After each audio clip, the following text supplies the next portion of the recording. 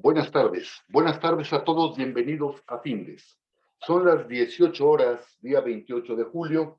Damos por iniciado la transmisión del webinario que tenemos contemplado para esta ocasión en materia de competencias gerenciales. Concretamente hablaremos del enfoque a resultados.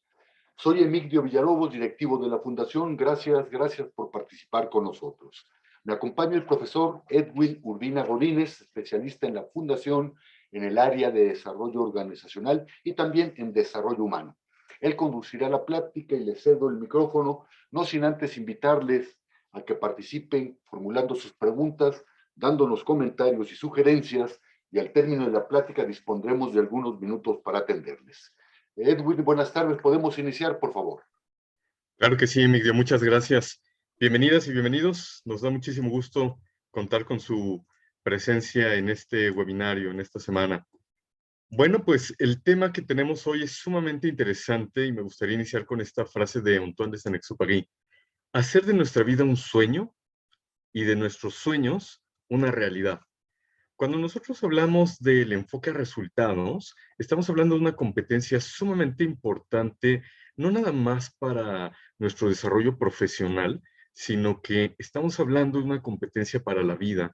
Todos tenemos sueños, todos tenemos aspiraciones, pero si no tenemos la capacidad de transformar esos sueños en una realidad, simplemente se quedan en ilusiones y en buenas intenciones. Un líder es una persona que tiene una visión positiva de futuro y que a través del poder que tiene de influir en las personas, genera resultados para un bien común.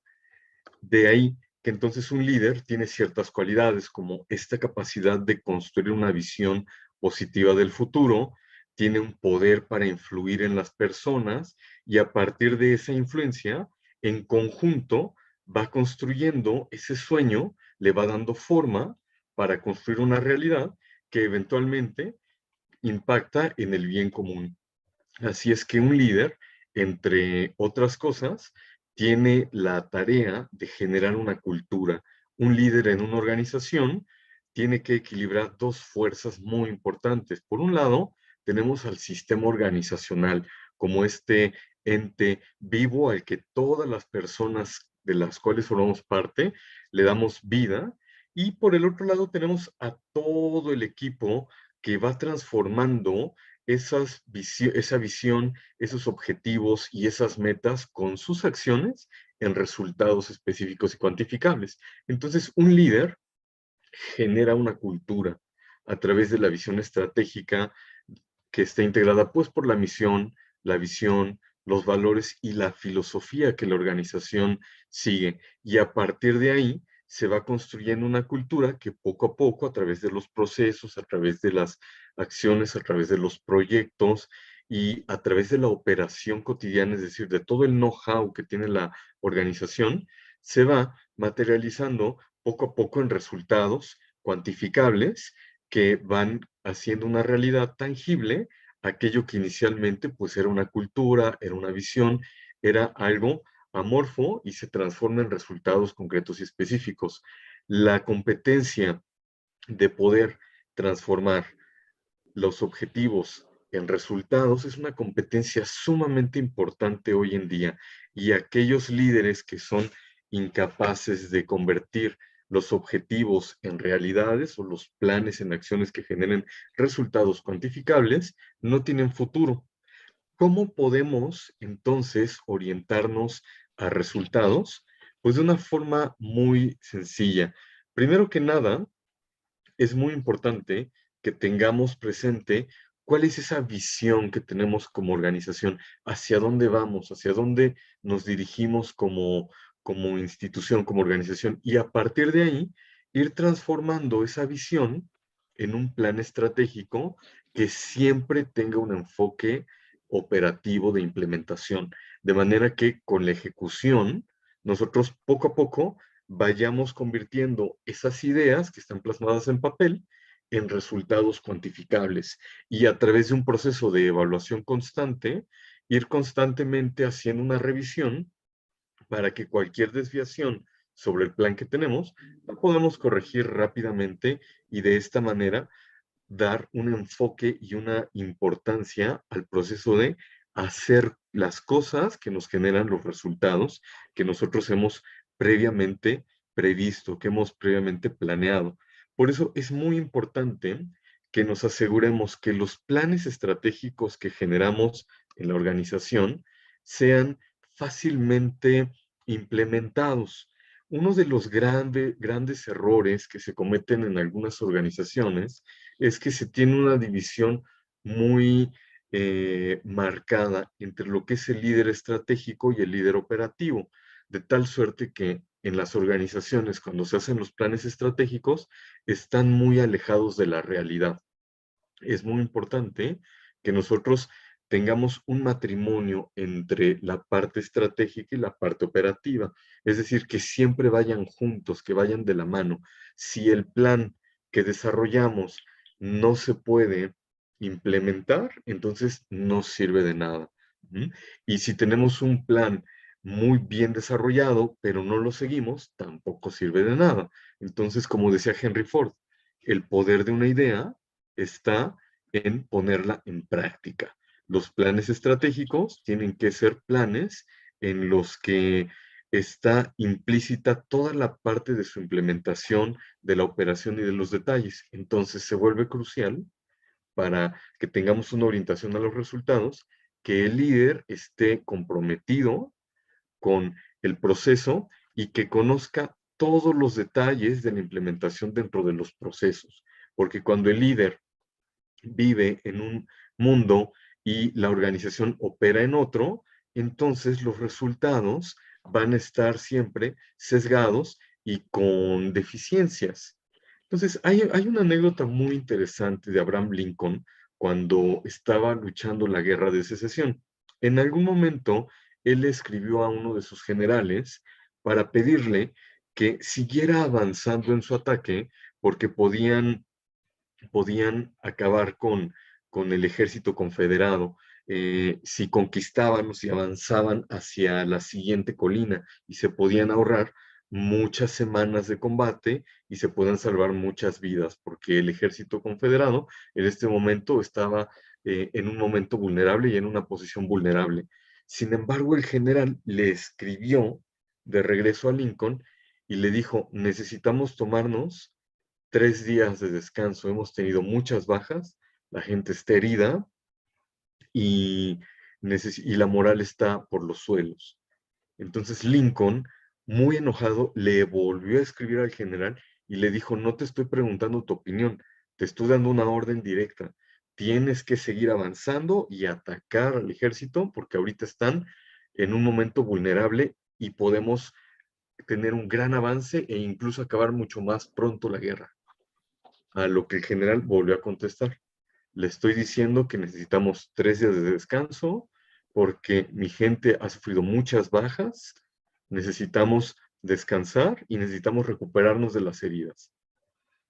Lincoln escribió entonces una carta en la que le hablaba de una forma muy violenta, muy agresiva a este general, le cuestionaba cómo se atrevía a poner en tela de juicio la orden del presidente y, en fin, una serie de insultos en donde él mostraba el gran enojo que tenía al ver que su plan no se estaba ejecutando en el campo de batalla.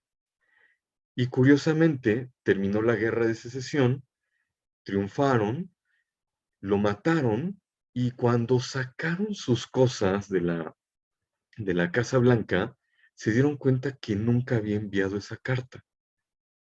Y la pregunta que se plantearon todos es, ¿por qué el presidente nunca mandó esta carta? Y muchos decían, pues es muy probable que eventualmente se dio cuenta de su error, que él estaba como un líder estratégico lejos del campo de batalla y sus generales que estaban en el combate tenían una perspectiva muy real, muy directa de lo que estaba ocurriendo en la batalla, en la lucha. Y al reconocer que había una brecha, respetó la decisión de su equipo operativo y por eso nunca mandó esa carta. Entonces, esto que podemos ver en la anécdota de Lincoln llega a suceder en algunas empresas, cuando hay una brecha entre el plan estratégico y el plan táctico o el plan operativo.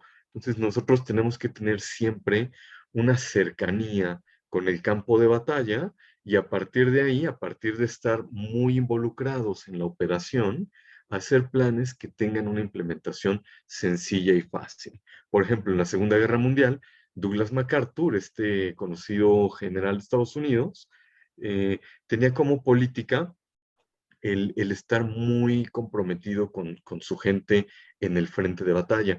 Y a los generales, a sus amigos, no les gustaba visitar su campo de batalla, porque digamos que los generales tradicionalmente ponen su campamento más o menos a 60 kilómetros del frente de batalla. O sea, esto equivale más o menos a que si el frente de batalla está en la Ciudad de México, pues los generales tranquilamente ponen su campamento en Cuernavaca para estar protegidos y si había algún problema poder salir huyendo fácilmente. Sin embargo, Douglas MacArthur, algo que tenía era ese compromiso con la operación y con estar cerca de su gente y cerca de la línea de resultados. Entonces su regla era no poner su tienda de campaña a más de 900 metros de donde estaba la batalla, de donde estaban los balazos. Entonces a nadie de sus amigos les gustaba visitar su campamento, pues porque pasaban las balas, se sentían las bombas, estaba en plena acción. Y le preguntaban, ¿por qué haces esto? ¿Estás loco? Y él decía, pues porque a mí me gusta estar cerca de la ejecución, cerca de los resultados, y aquí tengo información directa. Entonces, si nosotros observamos estos casos, podemos darnos cuenta que algo muy importante es que para tener éxito en esta orientación a resultados es muy importante tener planes que estén casados con la implementación, con la operación cotidiana. Cuando hay una separación entre lo estratégico y lo operativo, es donde se dan las brechas y los conflictos en la implementación. Entonces es muy importante darnos cuenta que muchas veces los líderes pueden ser personas muy comprometidas, muy inteligentes y muy talentosas, pero si no tienen esta orientación a la implementación, a la ejecución, entonces no van a producir buenos resultados. Nosotros podemos tomar un ejemplo de este proceso de generar resultados en la condensación del agua. Si nosotros observamos a la naturaleza, podemos obtener muchas lecciones de ella. Y una de las lecciones más interesantes es el proceso de condensación del agua. Cuando nosotros vemos cómo el sol calienta las lagunas y los ríos, vemos cómo el vapor de agua se va elevando hacia la atmósfera y produce nubes. Ujú. Las nubes son el inicio de la condensación. Cuando nosotros observamos las nubes, podríamos decir que es el equivalente a la visión que tiene un líder. Es decir, esa idea, esa inspiración que da como resultado la motivación para ponernos en marcha. Pero no nos podemos quedar en las nubes. El líder tiene que tener la capacidad de pasar al siguiente nivel, que es el plan. Entonces, cuando cuando en la nube se empiezan a condensar gotitas, se empiezan a formar gotitas, la nube se empieza a cargar de agua.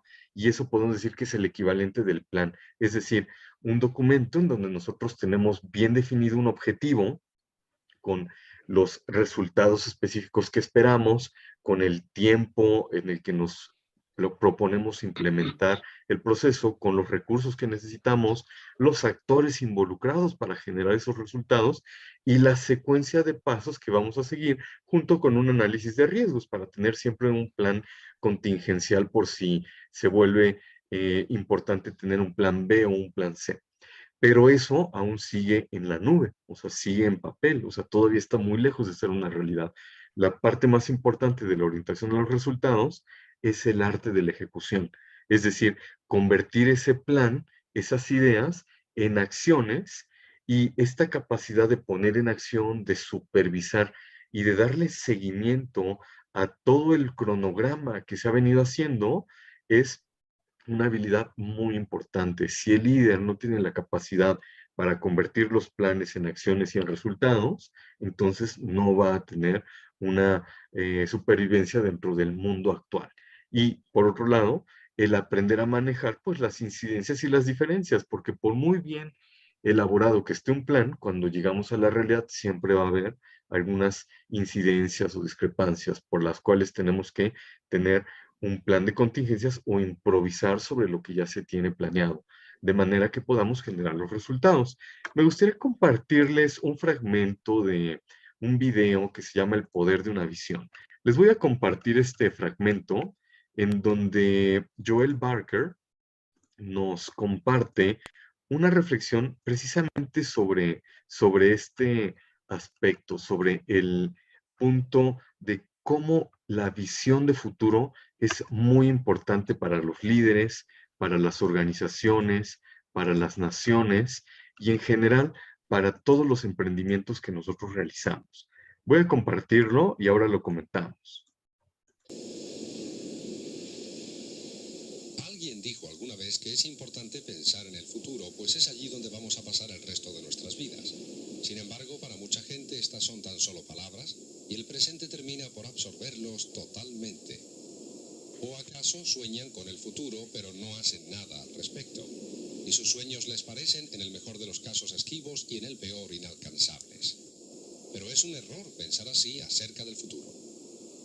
Hola, mi nombre es Joel Barker y estamos aquí para hablar de por qué es tan importante tener una visión positiva del futuro, casi diría esencial para las naciones y organizaciones, las compañías y comunidades, los individuos, jóvenes y viejos, todos y cada uno de nosotros que deseamos dejar nuestra huella en el universo.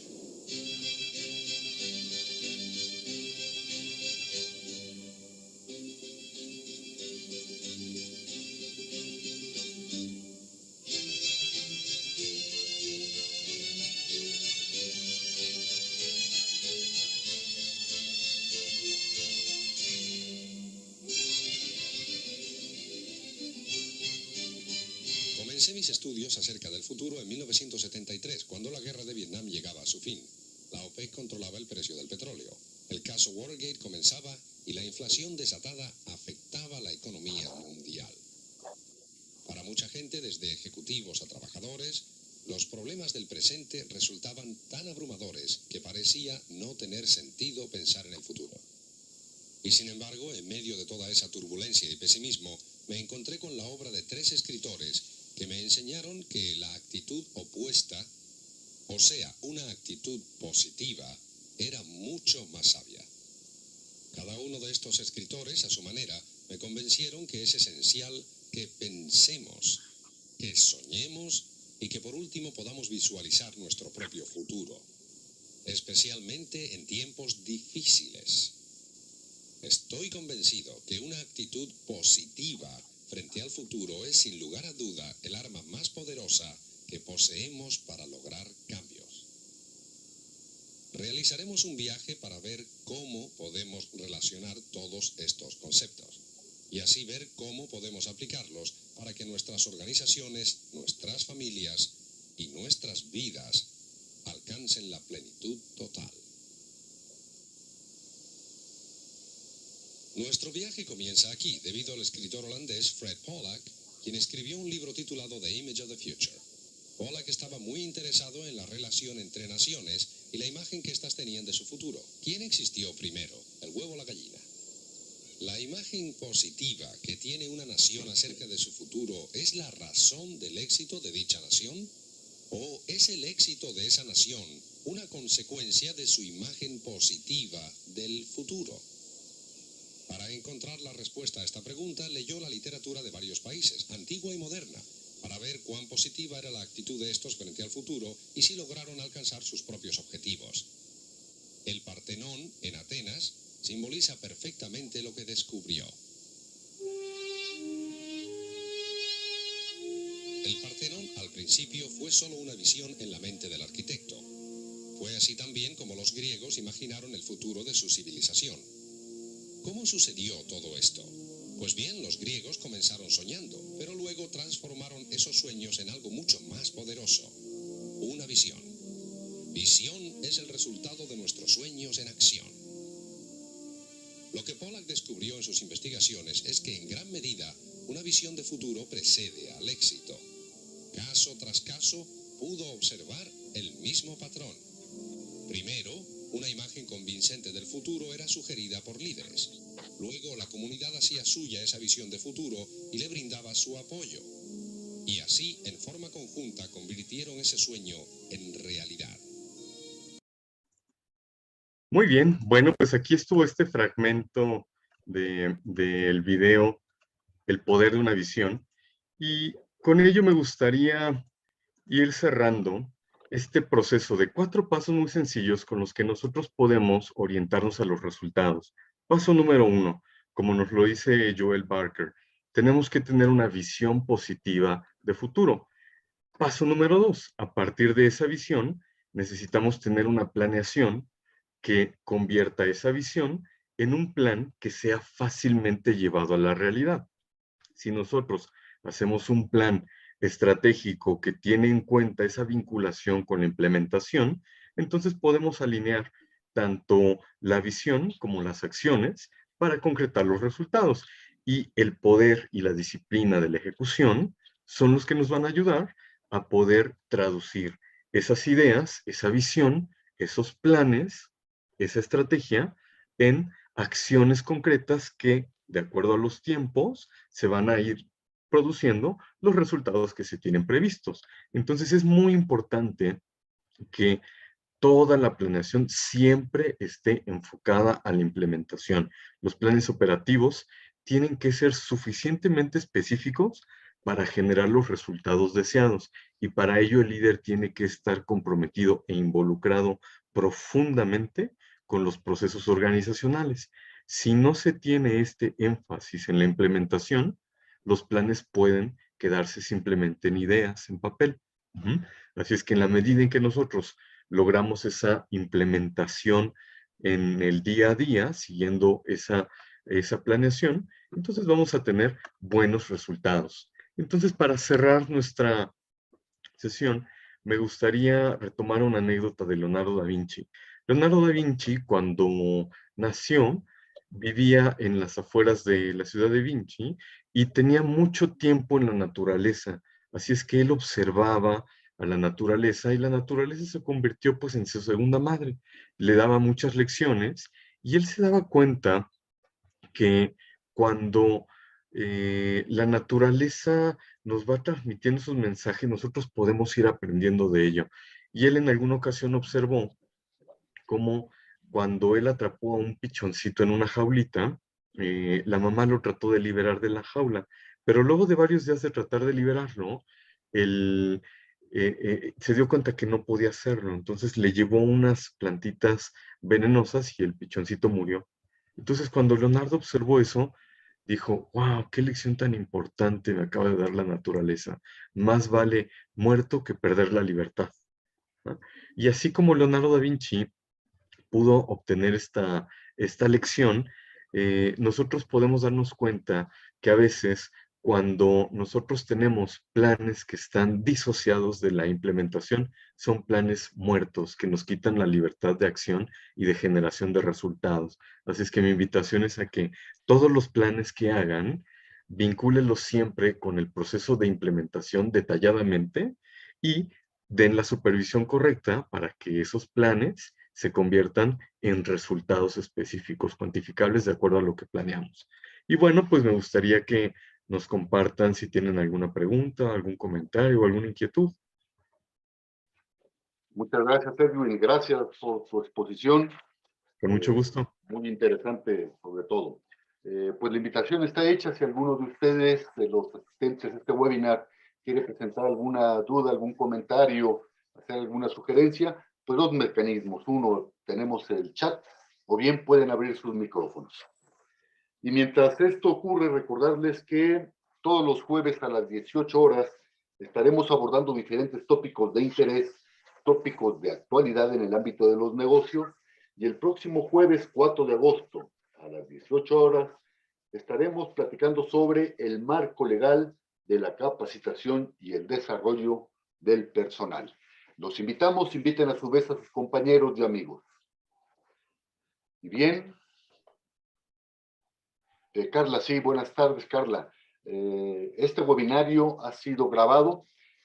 y la presentación, tanto como la grabación, a partir de mañana podrán tener acceso a ellos en la página de Findes, aquí está la dirección, en la subsección de webinarios anteriores, ahí estará alojado.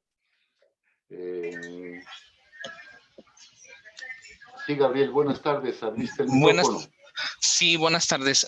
Una pregunta para Edwin, ¿qué libros o dónde podemos conseguir, qué herramientas nos pueden servir para lo que es la generación del plan estratégico? Es decir, yo sé que, por ejemplo, podemos usar gráficas de Gantt y yo sé que existen otras herramientas, pero no sé dónde podamos buscar esas herramientas que nos ayuden a tener claro y marcar el plan estratégico.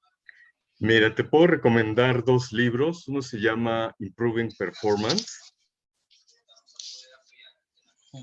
y el otro, El arte de la ejecución en los negocios. Ambos libros te pueden dar una visión muy clara. El primero, Improving Performance, nos da una visión como muy clara de los elementos que tenemos que tener presentes y las variables críticas que la organización tiene que tener presente cada vez que hace procesos de planeación y de mejora. Y el arte de la ejecución en los negocios justamente tiene este enfoque a resultados y nos va dando una guía de cómo ir haciendo nuestros planes de manera que siempre estén vinculados con la ejecución. Entonces nos va dando ejemplos, casos y diferentes modelos que nos sirven como guía para poder hacer planes estratégicos que sean fácilmente implementados en la organización. Ok, muchísimas gracias. Mucho gusto. Mónica, buenas tardes. Edwin, Mónica nos pregunta, ¿qué pasa si nunca lo han hecho? Me imagino que se refiere a sus jefes, a los directores de la empresa. ¿Qué pasa si nunca lo han hecho en años y de pronto quieren que planees, implementes y logres los objetivos en días? ¿Qué argumentos fuertes y válidos puedes darles para hacerles ver que no es posible hacer algo que en 11 años no han hecho? Sí, esto es normal. Normalmente cuando las empresas se forman, empiezan a crecer de una manera orgánica y eventualmente ese crecimiento empieza a requerir una mayor estructura que al inicio no se tenía y no era necesaria. Entonces, algo muy importante es que empecemos a hacer los primeros planes con lo que tengamos a la mano y poco a poco irlos robusteciendo. Si no tenemos hechos planes antes, bueno, pues empecemos con cosas sencillas que podamos implementar y a partir de los resultados y de la documentación de esos procesos, podemos ir haciendo planes cada vez más robustos. Hay que darnos cuenta que si nunca hemos hecho algo, cuando lo empecemos a hacer, pues va a tener una curva de aprendizaje. Miyamoto Musashi, que fue el samurái más grande que tuvo Japón, escribió el libro de los 5 anillos y él, que fue un personaje invencible y que murió invicto en todos los duelos en los que participó, decía, al principio todo es difícil, pero lo que lo hace fácil es la práctica. Entonces, si en 11 años no han hecho planes, empiecen a hacerlos, busquen hacer planes que fácilmente puedan implementar y cada vez con esa experiencia acumulada vayan haciendo planes más complejos, más profundos y de un mayor alcance. Lo importante es empezar a establecer esa regla. Para cerrar el comentario, las empresas pasan por diferentes etapas. La primera es donde se van formando y ahí crecen como pueden. Eventualmente viene la fase de la tormenta, que es la fase crítica donde se empiezan a detonar luchas de poder, divisiones entre un equipo y entre otro, entre un área y entre otra, y ahí en esa fase es donde empieza la etapa de la norma, que es donde empezamos a establecer este tipo de estrategias como la planeación estratégica, las certificaciones, una mayor capacitación al equipo para que sepa hacer todo este tipo de procesos y se empiezan a establecer certificaciones internas y todo este tipo de elementos que le dan estructura a la organización y eso los lleva a la siguiente fase, que es la del alto desempeño. Entonces, lo importante para pasar de esa tormenta en donde no se tiene nada a la fase de la norma es empezar poco a poco a hacer planes, empezar a definir por escrito procesos y procedimientos, políticas y seguirnos, empezarse a pegar, empezando con algo muy sencillo y poco a poco irlo robusteciendo. Gracias, Edwin. Gracias, Mónica. Profesor, te dicen, Edwin está describiendo perfecto lo que sí está sucediendo.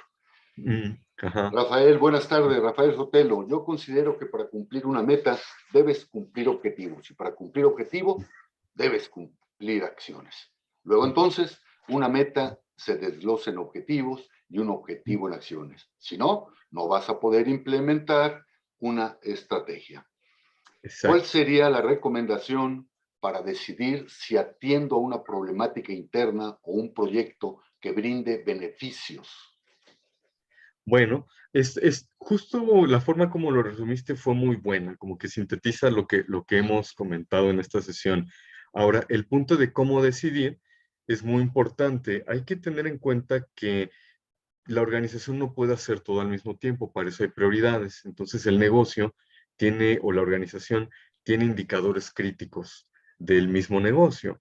Entonces, en un primer momento se tienen que atender todas aquellas iniciativas y proyectos que atienden y que están alineados con los resultados en esos indicadores críticos de negocio. Una vez que eso está resuelto, es como el diagrama, o más bien la jerarquización de necesidades de Maslow. El primer nivel de necesidad que necesitamos satisfacer son las fisiológicas, eventualmente las afectivas, eventualmente las intelectuales y eventualmente las trascendentes. Entonces, primero nos vamos con lo más importante, los indicadores críticos de negocio. Una vez que eso está atendido, entonces ya podemos pasar a proyectos e iniciativas de segundo, tercero, cuarto orden. Pero primero hay que, como los árboles, tener las raíces bien puestas en la tierra, tener las bases firmes y seguir creciendo con la copa dirigiéndose hacia el cielo. Pues primero lo más importante y luego nos vamos a las necesidades y proyectos de segundo y tercer orden. Don Humberto, buenas tardes, gracias. Es una última pregunta que vamos a atender por cuestión de tiempo, Edwin.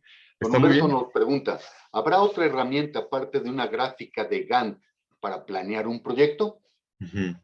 Sí, definitivamente hay muchas. Por ejemplo, tenemos la ruta crítica, tenemos nosotros muy buenos programas precisamente de planeación de proyectos, de gestión de proyectos, de análisis de problemas, toma de decisiones, en donde vemos toda una serie de herramientas muy buenas, en donde nosotros podemos ir teniendo un control desde la parte de la visión hasta la implementación. Ajá, pero sí hay muchos elementos aparte del gráfico de Gantt. Gracias, Edwin. Bueno, son las 18 horas con 33 minutos, día 28 de julio. Damos por culminado el desarrollo de este webinario. Muchas gracias a todos ustedes por acompañarnos. Edwin, muchas gracias. Con Hasta mucho luego. gusto. Gracias a ti, Emilio. Hasta luego.